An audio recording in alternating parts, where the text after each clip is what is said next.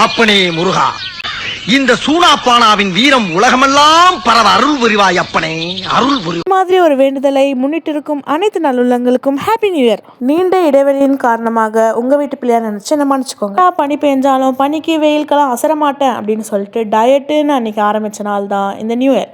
இந்த new year அன்னைக்கு நம்ம என்னதான் புதுசாக ரெசல்யூஷன் வச்சாலும் அது ஒரு வாரம் வரைக்கும் தாக்கு பிடிக்காது. டம்மி பாவா அப்படின்னு சொல்லிட்டு கீழே வந்துடுவோம். சரி பரவாயில்ல, இந்த வருஷமாச்சும் செருப்படி இல்லாமல் நல்லா போகிறதுக்காக ஒரு கோயில் குளம் போயிட்டு வருவோம். அந்த மாதிரி நானும் ஒரு கோயிலுக்கு போயிட்டு வந்தேன். டயட் அப்படின்ற ஒரு பேரினால் நான் வீட்டில் போய் கேட்ட ஒரே காரணத்தினால் உப்பு சப்பு இல்லாத சாப்பாடெலாம் தர முடியாது அப்படின்னுடுவாங்க எங்கள் மம்மி. அதனால் நானே ஒரு ஸ்மூதி பவுலை ரெடி பண்ணி சாப்பிட்டாச்சு. நம்மளுக்கு 32 பல்லும் வாயில் தெரியணும்னா அதுக்கு ஒரே காரணம் நம்ம கசன் பேட்ச் கூட இருக்கும்போது மட்டும்தான். அதனால் கேம்ப் ஃபயர் ரேஞ்சுக்கெல்லாம் போக முடியாது. அதனால் நாங்களே சின்னதாக விறகு கொளுத்தி நாங்களே குளிர் காஞ்சி சந்தோஷப்பட்டுக்கிட்டோம். ஃபைனலாக டயட்ன்ற பேரை உடச்சதா லேட்டு சீட் டேடா அப்படின்னு சொல்லிட்டு நல்லா உக்காந்து மொக்கிட்டு நைட்டு போய் படுத்து தூங்கியாச்சு.